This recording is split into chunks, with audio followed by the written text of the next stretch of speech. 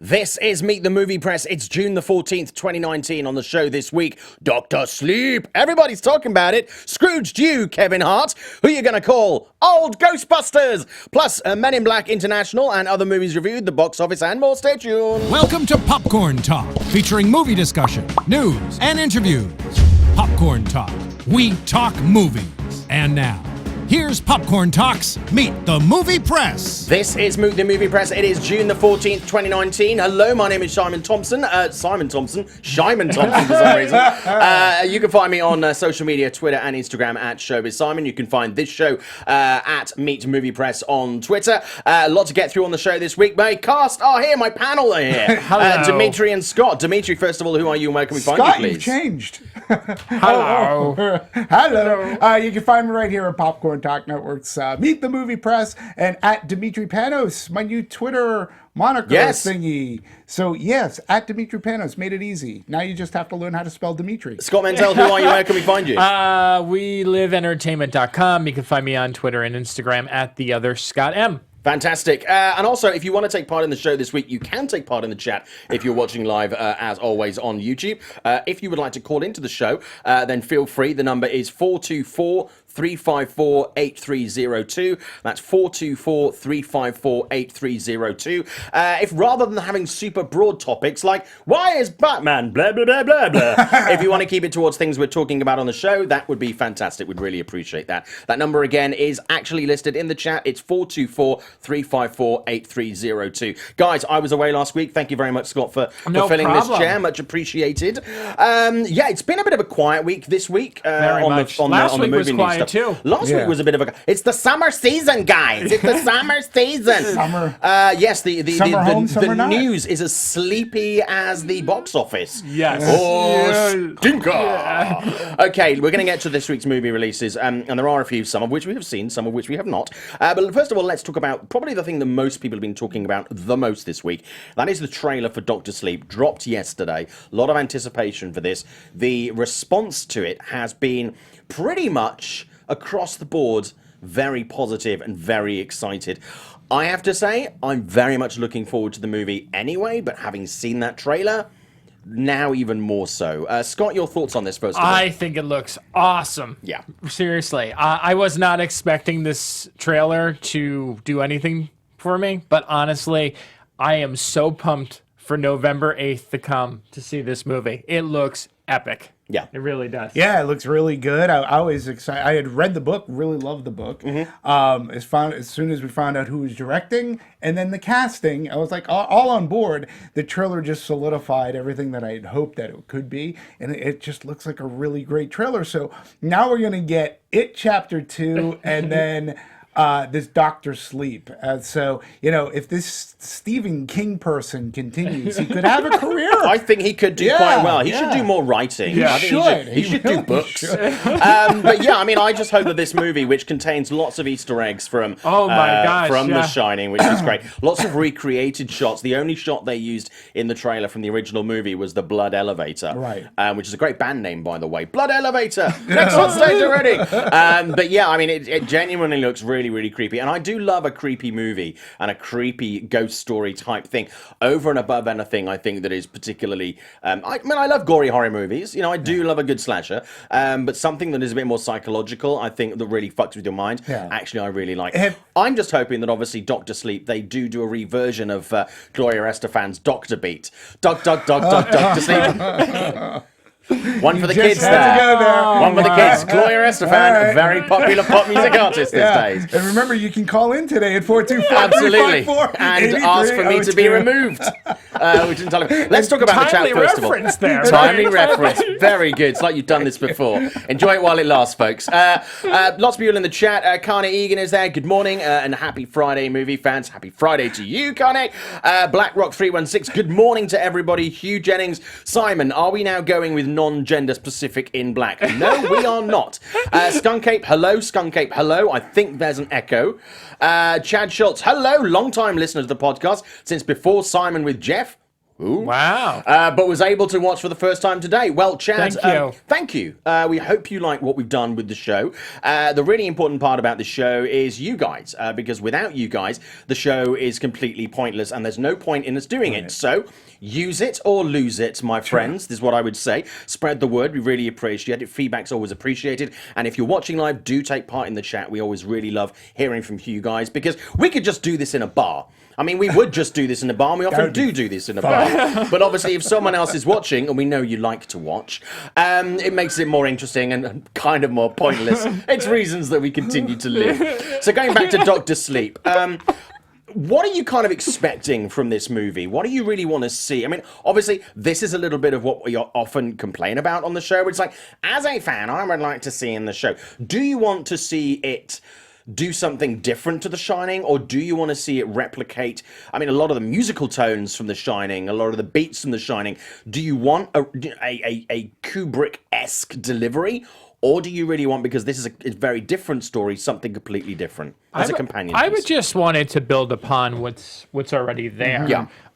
And still almost be a throwback in a lot of ways, which I kind of get from this trailer, kind of a reminder.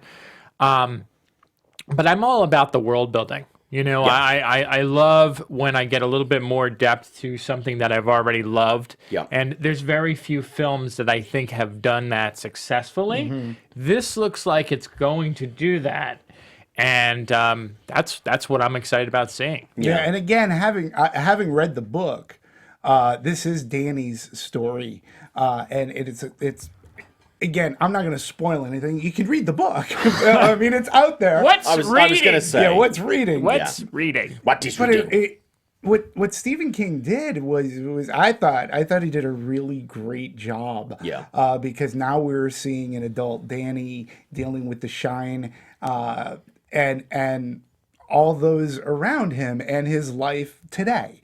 And I thought that it was really done very well, very Stephen King-esque.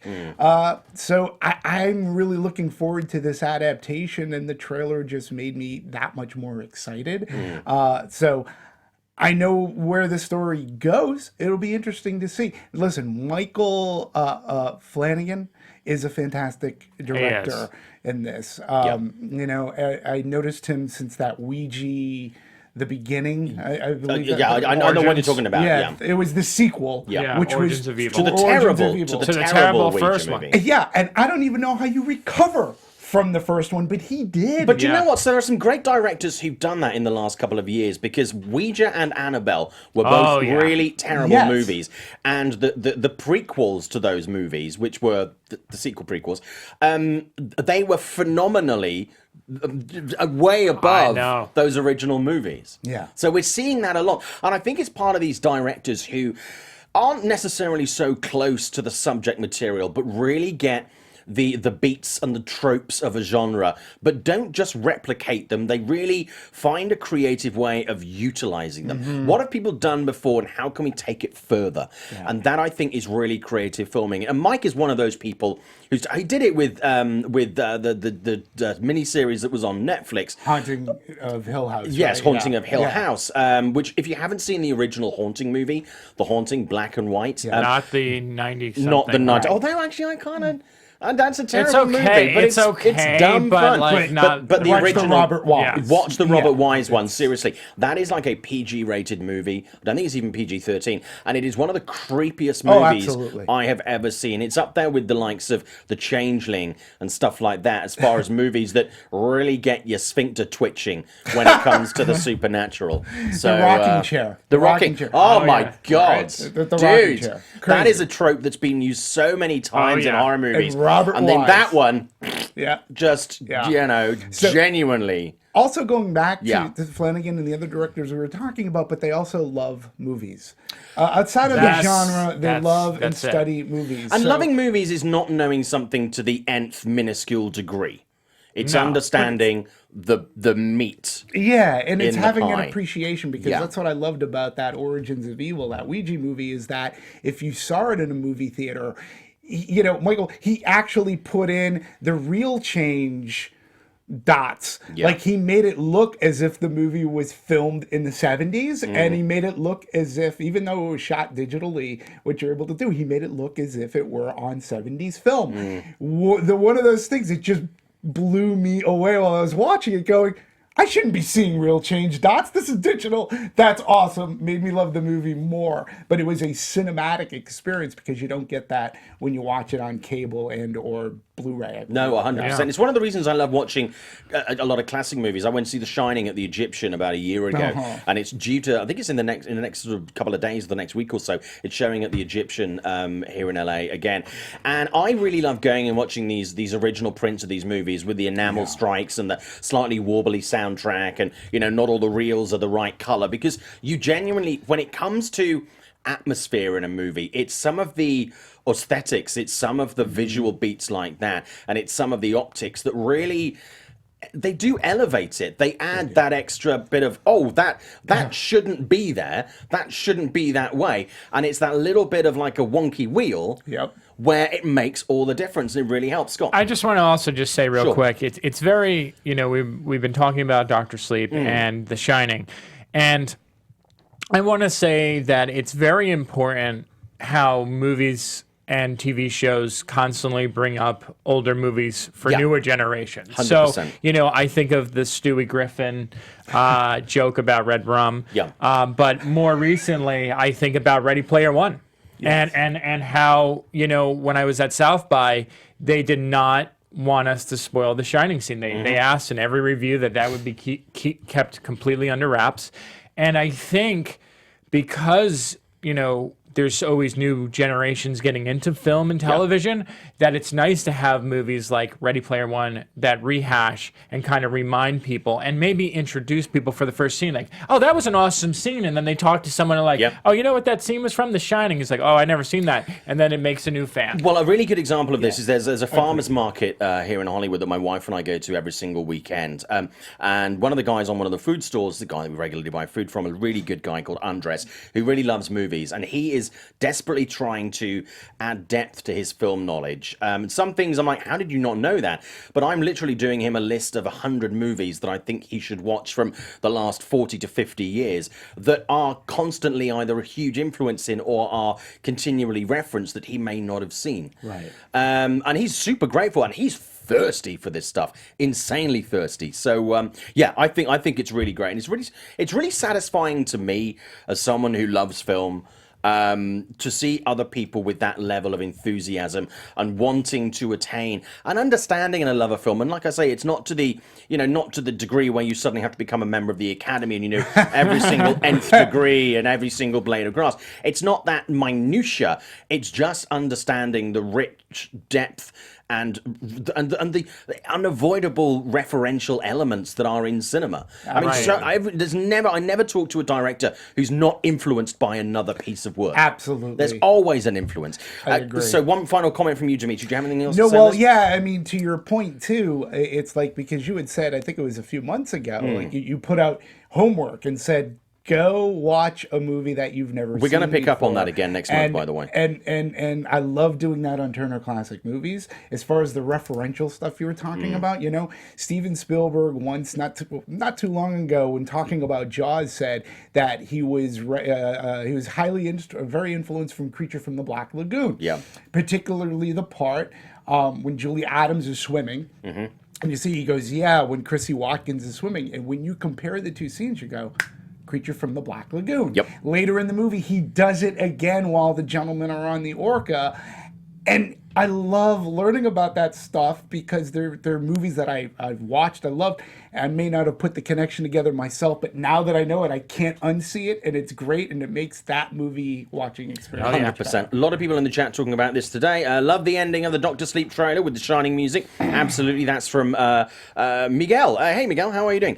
Zeno Hour, Dr. Sleep trailer leaned a little bit too much into the Shining movie, IMO. However, still a damn good trailer. Skunk 8. I have very mixed feelings about this. Some shoots look really nice. Some shots look really nice, and Ewan McGregor looks great as always, but the creature looks like something from a 90s TV miniseries. Not a good sign. I think that'll be sorted out. Don't worry too much about that. It ain't Sonic with teeth. Chad Schultz. I would love Doctor Sleep in the same Kubrick tone, but with a few elements of The Shining. But to do its own thing, it's a great book for everyone who's interested. I love the Red Rum poster. I do, absolutely. The Real YT. Hi, everyone. Hi, The Real YT. Hello. The original is an awesome film. You are correct in that, The Real YT.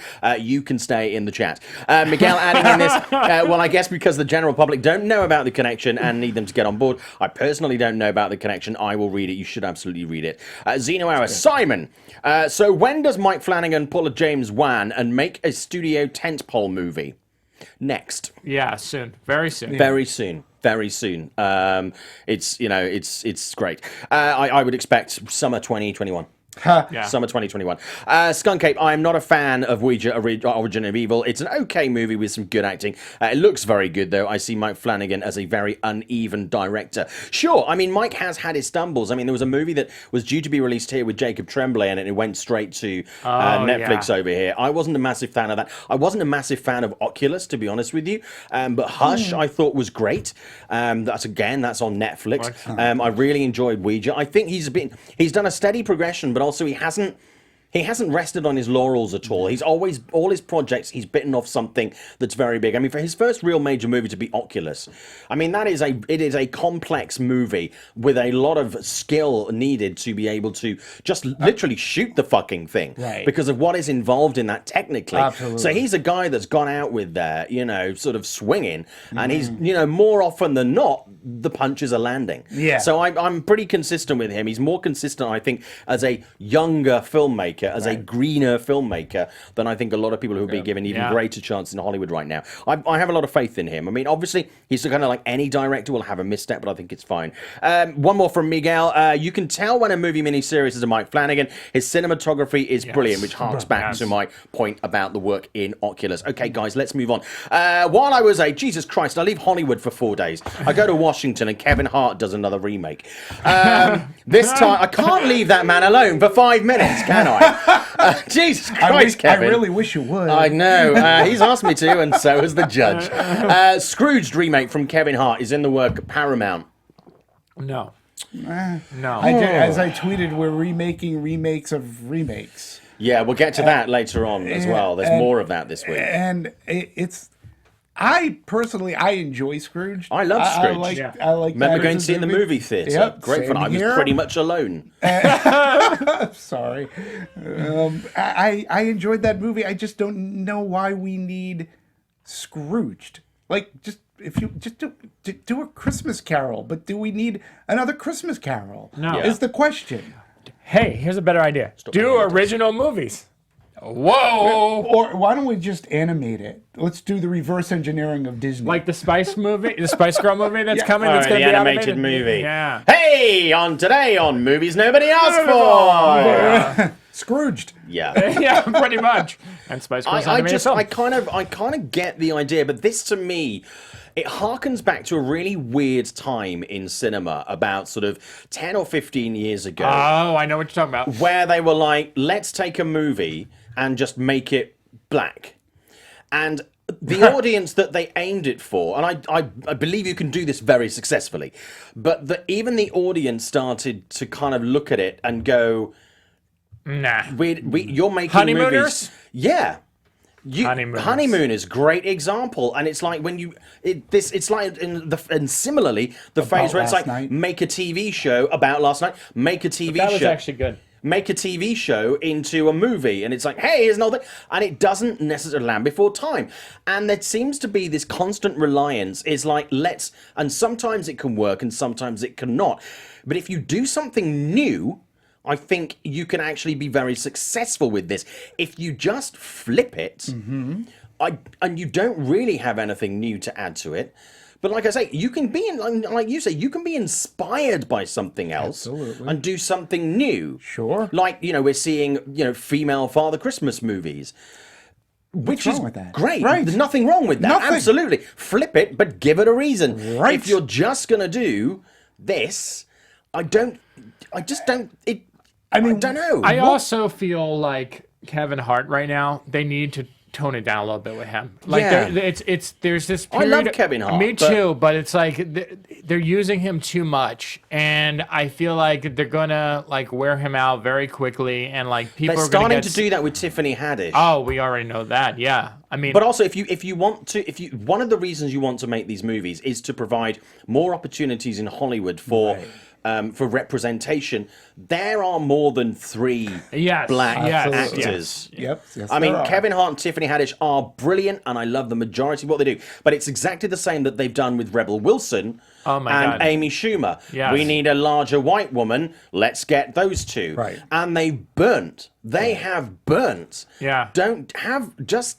Come on now. And they need better projects. Better too. So their projects. agents or whoever is managing them needs to help them. But I want to, going back to Scrooged, right? When was the last, in your minds or memory, when was the last very successful Christmas movie? Well, come out. here's actually a funny point. The most successful Christmas movie in the last couple of years is Grinch, which is Okay. the one that The came one out that came out last last year, year, the Illumination, which is the most successful Christmas movie of all time, unadjusted for inflation. Right. I did a piece for Forbes on this last Christmas, and that was number 2. But after that was written, it's now become the number 1. But the most successful one before that was a number of years ago, which I think was the Grinch. the Jim Carrey one, Yeah, right? which I can Wait, check this. was it more so than? Well, I'm just asking. yeah, like, the what's box your office favorite, has it, which right. one? Because Let me for just- me, Love Actually. no, I see. It's a Christmas movie. To me, it was like I'm talking like pure Christmas movie. For me, it's Elf. Oh, Elf was great. really Elf was great. Proper Christmas So movie. it's so why don't you try? It just seems to be hard to make a good Christmas movie. Bad Moms Christmas didn't work for me. No, that did not work for me either. That was a terrible film. It wasn't It good. really was a terrible film. It had potential, but Yeah. it's just because they were so worried about doing the spin-off. That's Right. why. And I don't know. It just seems to be hard to make a Christmas movie. I don't mind. Krampus that you're was great. making- I Krampus was enjoyed fun, Krampus, but again, yeah. nobody really went to see it. No. But I mean, Scrooged, I think has become a really popular movie. Yes. But it wasn't a successful movie when it came out Did originally. okay, and you had great talent behind it. Yeah. Yeah. I mean, I just. Richard Donner, Bill Murray, Carol Kane, Richard was Donner, great, Blitzen. Nancy Allen. Roger. Blitzen, Whoever else. Duty, Yeah. Sleepy. Kit soup to get the antlers Sleepy to stick on Sleepy the little one. Moses head. Have But you yeah, tried so I mean, Staples? it has definitely been a while. It has been a has while. been. Let's see what people in the chat are saying about this. Skunk Ape. Ooh, the Bill Murray movie. Now it's connected. Why? Exactly. BlackRock 316. Do we need Scrooge? There are so many of them showing on cable around Christmas holidays. No. Would Simon's head explode if Kevin Hart did a Blumhouse movie? I'd actually quite like that. Xeno Hour. The real question is: will Tiffany Haddish be in this remake as well? Do you know what? I don't think so. The real YT, I am so tired of Tiffany Haddish that she plays the same roles. Absolutely. People suggesting Regina King, Regina Hall. I mean, there are so many people who could star in this, but I have a feeling that and this is something I've spoken to Taraji about before. Taraji P. Henson is great. She's done some really great things, and yet Hollywood continues to put her in things that she's not right for. But it's like, well, she's kind of a name, and I'm like, no, I would like, if they're gonna do this, great, Kevin Hart involved, but everyone else I think should be new talent. I mean, one of the strengths of Instant Family was, yes, you had 2 leads in that were really good, but the best elements of the film were where you were completely undistracted by having these younger members of the cast at a time where it's a holiday movie. It came out around Thanksgiving, where you really have this warm and fuzzy feeling. You're not distracted by celebrity. You go to see it because it's a great movie rather than who's in it. Xeno Hour, A Christmas Carol by Lars von Trier, you cowards. Now that'd be good. Sure. Skunk Sean Cape, In this what was universe? unexpected for sure. This idea sounds so weird to me. It almost becomes an original idea. I wouldn't have thought of this for sure. I don't know. I think it's too obvious. Cameron Egan, I loved Carol Kane, one of the ghosts in Scrooged. Who doesn't? Chad Schultz, I wonder what role The Rock will play. He's going to be the Christmas tree. Yeah. Senor Nerd, I would be all for a Kevin Hart Scrooge remake if he gets The Rock as the ghost of Christmas future. Cameron Egan, Kevin Hart is hilarious, but his 15 minutes are almost up. I really think that Hollywood is burning him a little bit. They are. But we saw earlier this year with the movie that he did, the remake of the French movie with Bryan Cranston, right. The Upside. Yeah. Actually, that did really, really well. And to be honest with you, it was... Even after the backlash. Even after the backlash, and that was at the time where obviously the treats had come up, it was around the Oscars, blah, blah, blah. So that did really well. So, I mean, there's clearly an audience for Kevin Hart. I just think it's a little bit lazy. And I just think I mean, obviously Kevin Hart has a very wide audience, which is a very mixed audience, but this does smack to me of the Wayans brother eras of movies. Yeah. And it just doesn't, I don't think anybody really wins there. Yeah, I don't think anybody wins. Your word of lazy is perfect. Yeah. That's what Okay, it is. let's move on to Ghostbusters 2020. Sequel, obviously, has confirmed now to bring back Sigourney Weaver, Dan Aykroyd, Ernie Hudson, and Bill Murray. We knew just after the show last week that Sigourney Weaver was likely to be coming back. What do you think about this? One of the biggest things that people had with the last Ghostbusters movie was the fact that the guys weren't in it as the Ghostbusters. They did these cameo roles. Thoughts on this, Scott? I think it's. I think they're also going to do a nice little tribute. I have a gut feeling to Harold Ramis. Yeah, I feel like something's going to be in there. The thing what's interesting, it's almost like a passing of the torch, right? With Jason doing this movie, and I know like this franchise, I feel like is probably outside of Star Wars and like the Marvel movies, I feel like has so much either like love-hate with these movies. Like man, it's amazing. But I think he's gonna do it right. I really do. I think the problem with the remake of incorporating the older characters where they just felt thrown in. I feel like Jason's a really good writer, and he's been doing this for a long time. He's learned from his father. He's going to add them into the story in some way, I feel like. So they're going to have a purpose as opposed to just being a glorified cameo that just happens because, oh my God, look, it's Bill Murray. Yeah. I believe the only reason why they're doing this movie is because of him. Yes. Is because of the right mentality. I agree. Right? So, and it is bringing the family, it's the family come full circle, right? It's a family reunion of sorts. Ivan, I'm sure, is going to have his fingerprints, his suggestions, as, of course, I mean, Dan Aykroyd is always going to be putting in his 2 cents. So I'm really looking forward to this Ghostbusters. Yeah. But I'll be honest, I was looking forward to the last Ghostbusters, again, because of the talent that was involved. Yeah. Then I saw it. Let's not talk about that. But I'm just, but this one in particular, it just sounds like they're doing everything right, and I think the reason why all these pieces are coming together is because of the Reitman name and family. Yeah. I think it's absolutely the right decision to do. I mean, obviously, a lot of this stuff, the heritage stuff, is going to be front and center right up front. But seriously, I think this movie is going to have more Easter eggs than, grocery store shelves of December 26th. I swear to God, this is going to be like, boom, Cadbury's cream egg, Ghostbusters references. Yep.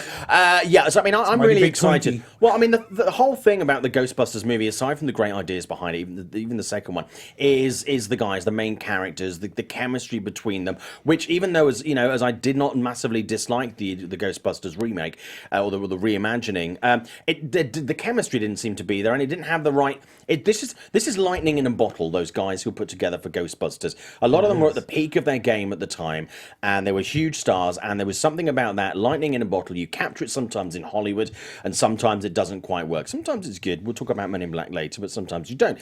But this really was that. This was the oil of the engine. This was the fuel that kept that ticking. And to bring this in, and I don't know how important they're going to be in this or what the things are. I think it's absolutely the right decision. I agree with everything you guys have said on this. Ghostbusters is a movie. For me, it appears that it's one of those handful of movies, and I think the 80s produced these movies perhaps more than any other decade, which continue to have, outside of Star Wars in the 70s perhaps, where generation after generation after generation know this shit. like it's bread and butter. Absolutely. It's part of DNA. Yes. It's pop culture phenom in a cellular level. Scott, I mean, why do you think that is?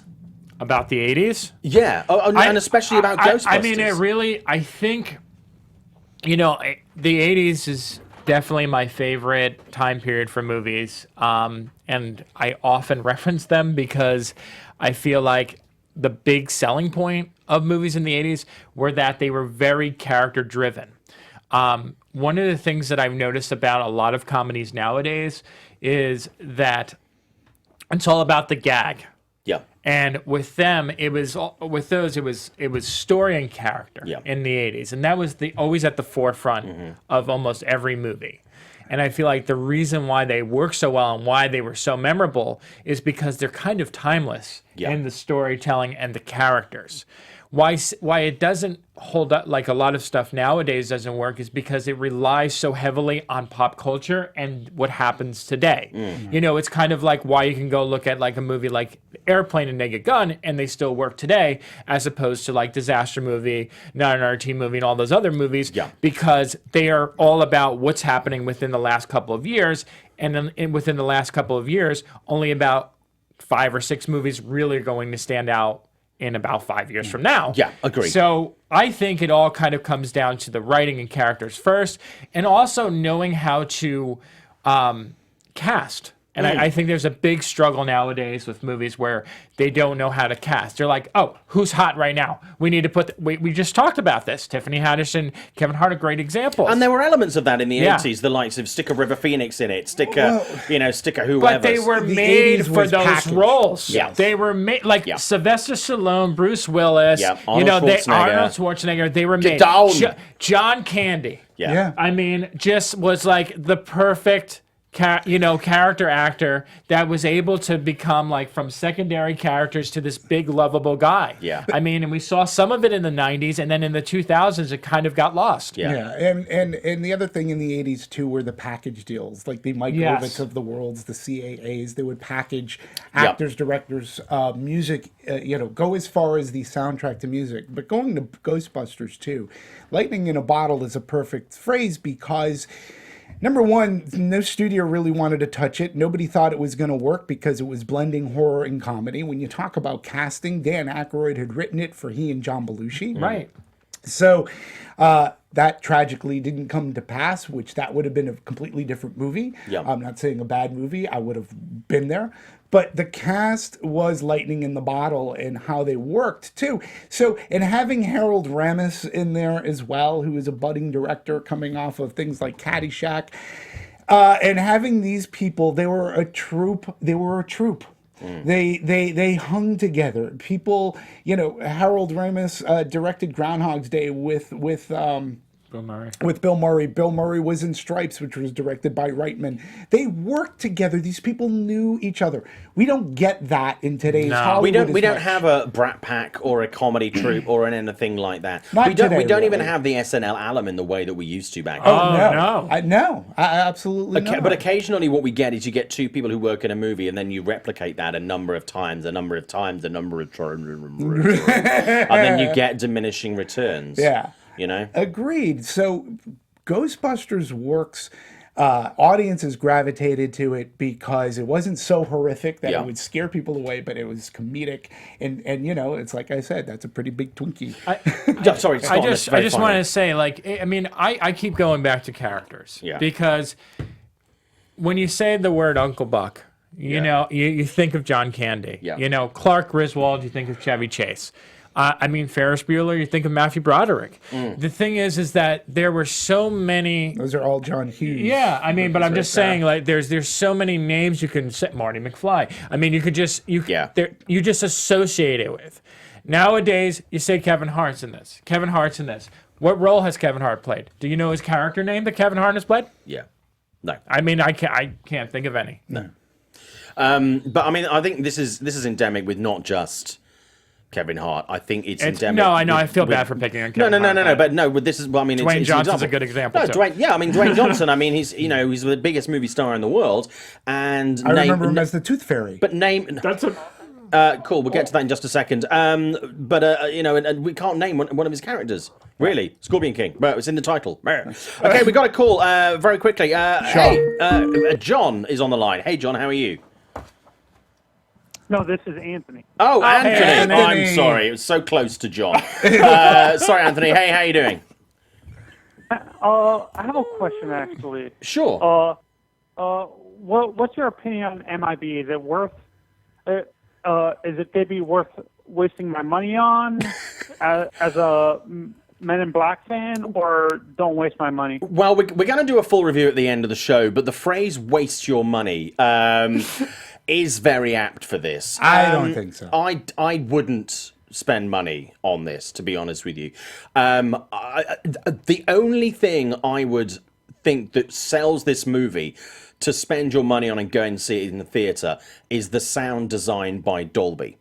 Because the sound design on this movie, and seriously, I've seen so many movies this year where I'm going, oh, well, the sound was great. Or the soundtrack was amazing. I'll be honest with you, I was not a fan of this movie at all. I was genuinely bored. And I mean, we'll get to the full review at the end of the show. But no, honestly, Anthony, I cannot recommend this movie. Scott, you also saw this. I did not see it, actually. Oh, you did not No, see I did it? not see it. Dimitri, you saw it. I would give it a thumbs up compared to Simon. It's not fantastic. But It is I think not there fantastic. But I think it's okay. I think it works. Tessa And I have Thompson another is question when Well, you're done with that. sure. I would just say if go you see guys it for can Tessa. answer this. Yeah, What this applies to Men in Black as well. sure. What was your favorite movie car of all time, not from a superhero movie? And mine would be the Aston Martin DB5 from James Bond's Goldfinger. That's a great car. That's a really great car. I would also go with the Mach 5, but I would also go with I mean, you can't.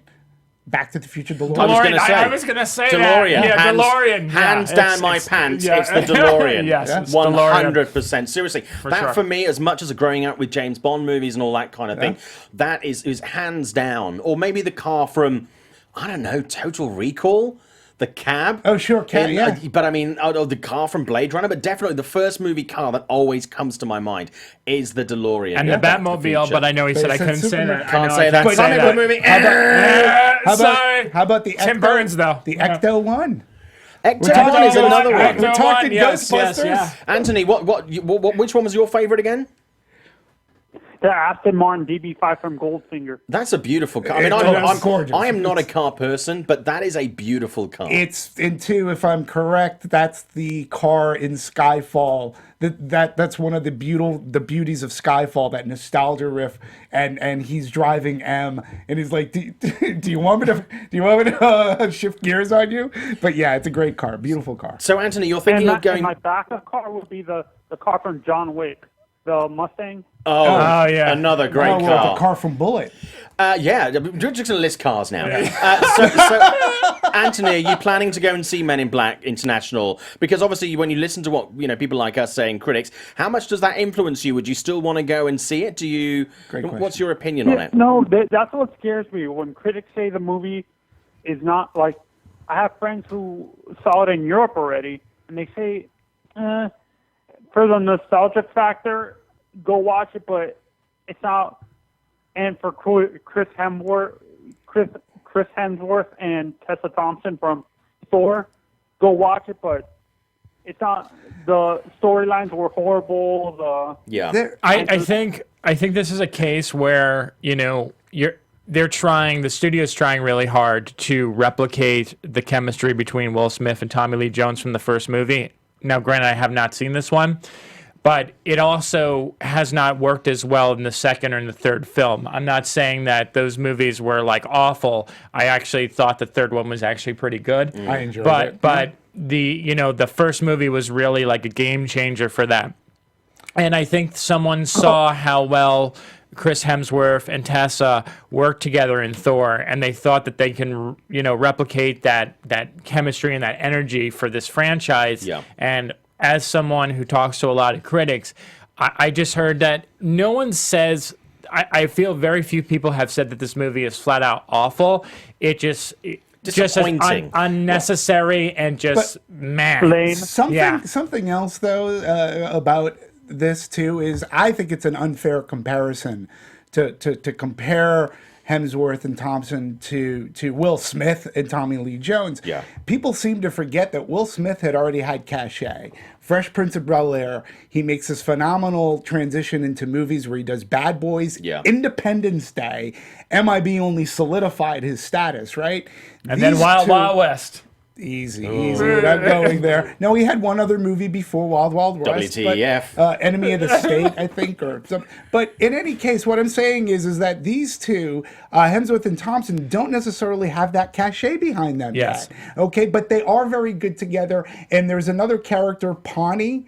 We're going to review the movie at the end of the show. We don't want to go too would much just say into that right go. now. Anthony, I yeah. have a question if you can answer this for me. Sure. I wasn't able to watch a show last week. What? With the rumors that Keanu's going into the MCU, who would you guys like him to play? Mine would be Namor, and if you guys don't like Namor, give me a choice. And who would be Namor? What actor would you like to play Namor? Keanu Reeves. Keanu Reeves. Yeah, I mean, I'm not familiar with that character, but to be honest with you, Keanu is on such a roll, and it still pains me that Hollywood appears to have forgotten what to do with him for about 10 or 15 years. Yeah. I think pretty much anything that you put Keanu Reeves in, I think he would be able to populate and fill really, really quickly. I would like to see him go darker. I love Keanu when he goes really serious and dark. Yeah. And I would love to see him actually, rather than an MCU character, I would love to see him in DC, and I think it would really add something they have a problem with is getting really well cast villains. And I mean, DC, MCU stumble more than once, a number of times, but I think I would actually rather see him in DC. Seriously, and put him against Batman. Oh yeah. Fuck me, put him against And Batman. they're saying they're bringing Henry Cavill as the equivalent of Marvel's equivalent to Superman. I forgot what his name is. Do you guys know who I'm talking about? They're thinking of bringing Henry Cavill as like a villain or that superhero that's equivalent to Superman, not Captain America. I don't know. Anthony, I've also heard those rumors, but I don't know what the case is with that. Thank you so much for calling. Where are you calling from, Anthony? Florida. Hey, Florida. Fantastic. Hey, we're number one in Florida, everybody. Yeah. Yay! Anthony, thank you so much for calling on. We have to move on to some other stuff now, but we really appreciate you taking the time to call in. Thank you, Anthony. Don't forget to tell everybody about the show. You can like us on you can follow us on Twitter, Meet Movie Press. You can also subscribe on YouTube, iTunes, Spotify. At the top of our Twitter feed, there's a list of everywhere you can see us. Thank you so much for your Anthony. We really support that. A couple of people in the chat. Zeno, I was saying, Simon, you had the perfect opportunity to seg from Scrooged and Christmas movies to Blumhouse remaking Black Christmas. Unsubscribed! Then followed by The Real YT going, Black Christmas is being remade? So not everybody knows that, but that is a perfect chance to say, welcome to Blumhouse Corner! Blumhouse Corner! DJ Khaled! So in case you missed it, Black Christmas is being remade. Yes. It's coming to deck the halls in blood. From Blumhouse Productions. This was announced yesterday. I'm a big fan of the original. I know a lot of people didn't like the remake that came out about 15 years ago. I didn't mind that. I didn't mind that. I actually quite enjoyed that. But in Blumhouse, we trust. Sure. Occasionally a misstep, but generally they deliver. And that is great. Ma was not a strong movie. I was not a fan of Happy Death Day to You. No, I was a fan of that. Yeah, I know you were. I was a fan of people in it, but not the movie. And there are a few of others, like, Unfriended, Dark Web. Yeah. The Truth or Dare. Truth or Dare was great. Wonderful sequel to things that are terrible. Madonna. So Black Christmas, guys, focus. Remake, Black Christmas. Sure. Yeah. Yeah, I mean, Blumhouse is doing it okay. I mean, I understand too. They have a talented female director behind it as well. Sure. Did they put this together after that backlash? Remember that whole thing? It was about a year ago. Yeah, man. Well, I would think it would have to be after that backlash. But I mean, I'm talking about is that one of the reasons behind it? Because there was that whole thing where everyone was giving him lists, like, here's who you should But to pick. be fair, even at the time, Jason came out and was like, I actually work with a lot of women. I just appear to have had amnesia. It was Jason is you work with Jason, you work with Jason, I work with Jason. That whenever you interact with him, he is a man that is so unfathomably busy. He is never switched. If he's not on his phone, he's giving you the attention. Then he's not giving you the attention. He's on his phone. He is one of the hardest working people I have ever come across in the industry. And seriously, I've worked with a lot of the really big names, but he is 100% committed 100% of the time. So it is not. We talked about this at the time. It is not entirely surprised that he might have misspoke. And he's constantly going somewhere. And he's constantly going somewhere. And we always have to wonder how much of that was actually out of context. Or just like, oh, hey, one more question. How do you feel about this? Like, oh, I'm trying to run away. Yeah. And like, So, I mean, I know he apologized for it, but I just think it was interesting. It is coincidental that a year later. But I'm very happy for one of the writers. I think it's April Wolf. She has been working exceptionally hard towards a successful screenwriting career, and she has had success. But this for her is a really big thing, and I'm very excited for her. I think she is a great voice. I follow her on Twitter. I love her take on things. She has a very progressive, but not. I don't know the best way to describe her voice. It's very connected. Okay. And it's very informed. And everything she says is very considered. And it's like, okay, yeah, I get that. She's a very, very smart, a very, very connected writer. Yeah. So I think this, to be honest with you, is going to have some really interesting tones. And again, we were talking earlier about playing with tropes. And I don't think some people might deal with these things in a ham-fisted way. I think we're going to see, like we see with a lot of Jordan Peele stuff, some really smart takes on things that we've seen before. I'm very excited about this. And I'll say this too, Black Christmas, it's one of those cult things. I mean, there may be a mass audience that doesn't even know that there was a remake already. You know what I mean? Yeah, 100%. Because it wasn't a massive hit. No. It really wasn't a massive hit. No, it wasn't. It wasn't like Silent Night, Deadly Night. So yeah, it's in Blumhouse we trust. Yep. Especially here at Blumhouse Corner. People in the chat talking about it. Skunk Ape, Men in Black. We'll get to Men in Black in a bit. Pram DeRoy, the first Black Christmas is a classic. I agree with you, Pram. Jenna James, New Valkyrie and Thor could not match Hancock and Thanos. Let's go back to MIB.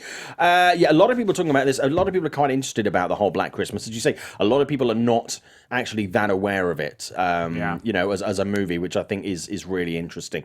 Let's see anybody else talking about that in there. Michael Green going back to Dr. Sleep. We discussed at the top of the show. Dr. Sleep looks fine. I hope that Flanagan doesn't lean on my nostalgia for The Shining. Stanley isn't here. Good luck, Mike. Yeah. Jenna James saying, yeah, I did not see the original Black Christmas. I think it's worth actually, and I know the New Beverly do this often. In the run-up to Christmas, they show a lot of seasonal horror movies, and they often do Silent Night, Deadly Night. They do Black Christmas followed by Black Christmas. These movies are worth checking out. Some of them are available on various streaming platforms. It's worth checking out. My name is Simon Thompson, at Showbiz Simon on Instagram and Twitter. Demetri Panos, who are you? Where can we find you? You can find me on, follow me on Twitter or support me on Twitter at Demetri Panos, and right here in Meet the Movie Press. Scott Menzel. Sure, you can find me on Twitter and Instagram at the other Scott M. Fantastic. A couple of other big stories this week which we don't have time to discuss. Clint Eastwood, Richard Jewell has cast I, Tonya actor and also Black Klansman actor Paul Walter Hauser in lead role. If you haven't seen Black Klansman, you should do. He's the drunk racist. That guy's perfect. He's fucking phenomenal in that movie. He's great in I, Tonya too. Yeah, he is. Mindy Kaling confirms that she's discussing blockbuster Miss Marvel project with Marvel Studios, and also this week in superhero news, Black Adam. It looks like the guy who directed The Commuter might also direct Dwayne Johnson in that long brewing superhero movie. Talk as well of something to do with the Shazam sequel on that, so we'll see what happens. Yeah. I think if The Rock pops up on that, we'll wait to hear, but I think that could be very interested. Okay, a couple of things I'd like you to check out on Forbes this week that I did. Sienna Miller, spoke to her about her new movie American Woman, which I'm going to talk about in just a second. Also, we had a really interesting and very candid chat about G.I. Joe, which she apologized for. She didn't know there was a sequel, and also she explains why she thought she was horribly wrong for that. So that's worth checking out. That's on Forbes. And also, I spoke to the director. You mentioned Turner Classic Movies earlier in the show. Field of Dreams director. Spoke to him this week about that movie. It's back in theaters for Father's Day this weekend. Happy Father's Day to all of you out there who are Father's Day. Who are Father's Day? Who are fathers? You are Father's Day. Fathers, even if it's only on that day. Just for that one day, which is awkward conversations to have. But yeah, I spoke to him about Field of Dreams, the fact that it's 30 years old this year. We had a great little chat about Kevin Costner and his insight into the movie. But we also spoke about the fact that he, quote unquote, his blood curdles at the idea of a sequel or a Broadway show, which are both apparently at some point being discussed. So check those out on Forbes. Check those out on Forbes this week. And if you are a publication who's watching the show and you wish to use their stories, you are more than welcome to use their stories, but please credit me. I appreciate that. Thank you so much. Okay, out of the movies this week, Murder Mystery dropped on Netflix today. Yes. You have seen this. Adam Sandler comedy. Apparently good, question mark? It is. Well, shocker. Yes. God, what has it been since Big Daddy? Talk about guys who used to be at the top of their game. Right, Big Daddy was probably the last. Probably the last great movie that he made. I liked Pixels. You did? I did. Oh my I had God. fun. No, you don't. I did.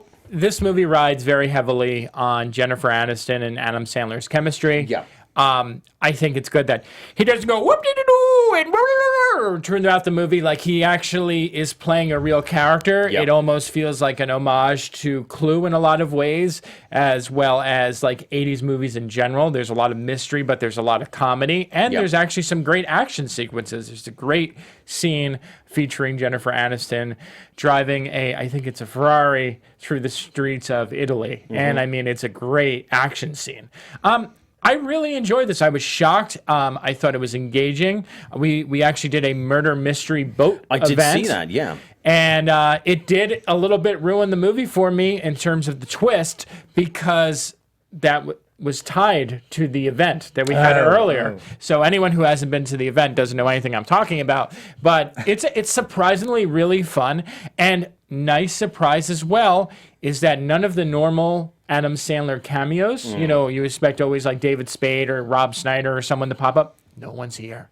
It's all like different people. And he really went to international countries to kind of to cast this movie. So it's a bunch of pretty much unknowns with him, and it really works. So out of 5, how many would you give? I would say 3.5. 3.5. Also out this week, American Woman. It's not a massively wide release. That's the only place you get an Adam Sandler impression, probably on a podcast. American Woman. Sienna Miller is in this. Also Christina Hendricks, directed by one of Ridley Scott's sons. It's a really interesting movie. I hope it's successful, because it is seriously the best performance I think she's ever given in her career. Sienna Miller plays a mother of a daughter who goes missing, and it follows her over 11 years. A lot of stuff happens to her. It's a really interesting arc for Sienna, supported by the likes of Amy Madigan as well. Seriously, there are so many people in this movie who really put in great performances. American Woman probably won't be in theaters for long. If you can see this movie, it is worth seeing. It is a really great drama. Beautifully directed. The director had done loads of classic music videos, like for bands like Oasis and U2 and No Doubt. Seriously, the visuals in this are absolutely amazing. So check that out. And it's a great story. It's brilliantly acted too. The Dead Don't Lie, Jim Jarmusch's zombie movie. Didn't unfortunately get to see this, but I'm curious about it. You've seen it. I loved it. Okay, a lot of people are loving it or hating it. It's a very, I mean, and I get why. People often ask, my wife, Ashley Menzel, who was on the show last week, if we ever disagree. And this is a perfect example of where we disagree. She did not like this movie. She did not. She hated it. They didn't use that on the poster. No, they did not. It knows what it wants to be. It's very self-aware. It's a mockery not only of zombie films, but also the current studio system and kind of how like hush-hush certain projects are. Bill Murray, I think this is the best Bill Murray has been in years. Adam Driver continues to shine. I mean, he really is a versatile actor who kind of could do anything. And Tilda Swinton, just I don't know if she's ever been bad, even in that Suspiria remake, which I hated. She was great in it. But, man, she's just wacky, and she is just playing it up in this movie. And then we have Steve Buscemi as, like, this redneck from the red state, is like somewhere in a red state, wearing the Make America Great Again hat. It's a great cast. It doesn't take itself seriously at all. Yeah. And this is almost like Jim is trying to make a statement about the current state of mainstream cinema, and I went for it. I'm actually going to pay and check this out. I didn't get invited to a screening, unfortunately. I didn't have time to chase I paid for it too. Crazy busy, but I'm looking forward to it. Well, that shouldn't happen. No, it should not. But you know, we do it for the show, which we make nothing from. Right. right. So I think we're down on that one this week. Hey! Business. Okay, so let's also talk about Shaft. Shaft. I did see Shaft. Can I just say, Shaft is the sequel to Shaft, which was a sequel to Shaft. And Shaft goes to Africa. It's going to get the Shaft at the box office. Seriously. Yeah, perhaps. The movie is not without its laughs. But it just doesn't know what it wants to be. Does it want to be a satire on like bringing the 70s Shaft into the current world, and does he fit in? Which that would have been great had they stuck to that. Does it want to be a buddy comedy, cop comedy? It's just a little bit all over the map, but there are still some good performances in it, and it's not without laughs. It's okay. It's okay. It's the week of okay. Shaft. Sorry, in the original, they'd interject everything with Shaft. And the Shaft theme is used liberally. Shaft. It's really funny. A liberal shafting. Shaft, Fantastic. a liberal Shaft. shafting. Shaft the libs. What is the terrible And it is tagline for very- this movie? It has a terrible tagline. It is very, It's like it if is you R. can't like handle one shaft, can you handle two? Yeah, Right. something like that. I suggest you don't Google that at work, especially without safe It's really terrible. search on. The person who plays his son, his last name's Usher, he's actually pretty funny. Is he Shaftette? Yes. Mini Shaft? Shaft Shafted. Junior? Shaft Junior. Little Shaft. Little Shaft. Okay. Xeno Hour, I asked in the... More in- Shaft than you can handle. Take Mother's Day. Okay, so Xeno Hour asking in the chat, I asked, what are you going to go and see this weekend? Skunk Ape, I'm going to see Godzilla, King of the Monsters. You can arrive late, you'll get plenty of seats. No, it's fun. Xeno Hour again- Simon, is nothing an option? Yes, Xeno, it is, because this is a free country. I would stay home and watch Murder Mystery, honestly. Okay, Jenna James, not sure yet. Probably Godzilla. I wait on MIB and Shaft. MIB Shaft. Okay, let's talk about MIB. We got 5 minutes left on the show. We started a bit late this week. Apologies for that. Okay, so National Lampoon's Men in Black International Space Vacation. I have to say, this year the summer has been packed with blockbusters that have really Bad. underwhelmed. Yes. Really underwhelmed. Some are franchise continuations, some are franchise revivals, and the box office is showing for that. Okay, so Men in Black International, I got to see this earlier this week at a... it certainly wasn't in the biggest screening room I've been to at the AMC, so I think they kind of knew exactly what the reaction was going to get. This, for me, the biggest problem with this movie was the fact that we talked about earlier when Anthony was on the line, about, people make comparisons with Will Smith and Tommy Lee, and also with Brolin in Men in Black 3. It's almost impossible to not make some sort of comparison, and I would just say that even though Hemsworth and Thompson really worked well together in Ragnarok, in here they have nothing near the same amount of chemistry and nowhere near the affectionate sort of sizzle and friction that made Smith and Jones work so well. Also, there's heavily relies on CGI, which a lot of the times just doesn't look good. The story is a retread of basically the first movie, and it's not exciting enough. There's lots of stuff going on, but really, you just don't care about anybody in the movie.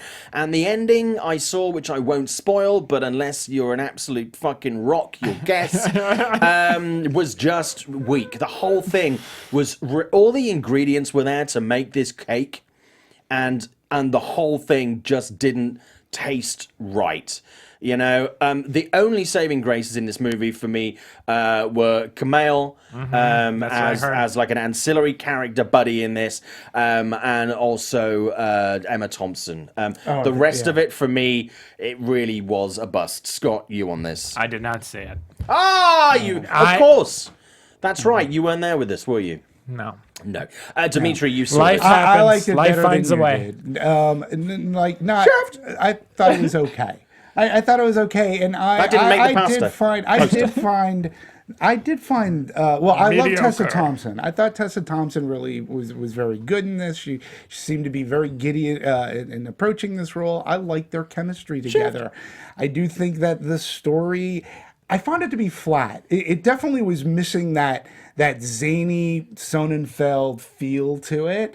And even though F. Gary Gray is directed like the last Fast and Furious movie, you figure that he would be great. None of that pace and sizzle and That's excitement. what surprised me the most in None this of it. movie. I thought I'd see that more. I really enjoyed Emma Thompson. I wanted more of her in it. Rebecca Ferguson's in this movie for about 10 minutes. I felt really underutilized and you know. And like she was at a fancy dress party. Yeah, exactly. It yeah. might be in this movie for a few Lame. minutes. Yeah, but ultimately, if you're gonna go, There was never enough. Never. Sorry. So I didn't dislike it as much as you did. I thought it was okay. I would go for, like I said, Thompson, Hemsworth, and Pawnee. Pawnee I really enjoyed. Yeah. I liked Yeah, it was fine. So generally, I think it's like meh in black. Really, I think this is the perfect. Listen, I didn't see the movie, but I just want to make a statement. Here's my opinion. Here's my opinion. You should be on Twitter more. Listen, yeah, I know. I have not seen a movie, but I have an opinion. I could tell people what to do, like a lot of other people. Anywho, my suggestion is if you're getting tired of these remakes, reimaginings, and you hear a movie like this, if you're not 100% sold on it yourself, if you feel on the fence, this is a perfect time to tell studios, don't go see it, watch it when it comes out on Blu-ray or streaming. That's what I would recommend, because showing them that a movie like this not going to work, they'll stop and potentially do an original idea. Talking of original ideas on a franchise, Toy Story 4, we haven't had time to talk about this week. Oh my God. Check out our tweets. That goes straight into my top 3 movies of the year. Yes. It is an absolutely amazing movie. We're going to review it on the show next week. It's just a phenomenal movie. And seriously, if you want to know how to continue a franchise and continue upping the game as it goes through, Toy Story, believe it or not, is the franchise to look at, because this new one is nothing short of fucking genius. Dimitri, who are you? Where can we find you? Demetri Panos. You can find me here on Popcorn Talk Networks. Meet the Movie Press. You can please support me on the Twitters at Demetri Panos. Scott Menzel. Hi, WeLiveEntertainment.com. You can find me on Twitter and Instagram at TheOtherScottM. Thank you for listening to me ramble today. My name is Simon Thompson. You can find me at ShowbizSimon on Instagram and Twitter. Thank you so much for watching the show. You are always, if you watch us live, you can take part in the show. We're going to take more calls in the coming weeks, so please get ready for that. If you want to support the show on Twitter, it's at Meet Movie Press. Like, subscribe, go to YouTube, and please tell people about the show, because without you guys, without a bigger audience, there is literally no point of us doing this show, and we will disappear. However, we have to disappear now. If you want a little bit more of Tomo this week, you can catch me on Collider Movie Talk, making my debut over at Collider this week on Monday afternoon at 3. I will see you then. Have a great week. We'll be back on Meet the Movie Press next week. Take care, everybody. Have a great Father's Day. Happy Father's Day. Happy Producers Father's Maria Day. Menounos, Kevin Undergaro, Phil Svitek, and the entire Popcorn Talk Network. We would like to thank you for tuning in. For questions or comments, be sure to visit popcorntalk.com. I'm Sir Richard Wentworth, and this has been a presentation of the Popcorn Talk Network. The views expressed herein are those of the hosts only and do not necessarily reflect the views of its owners or principals.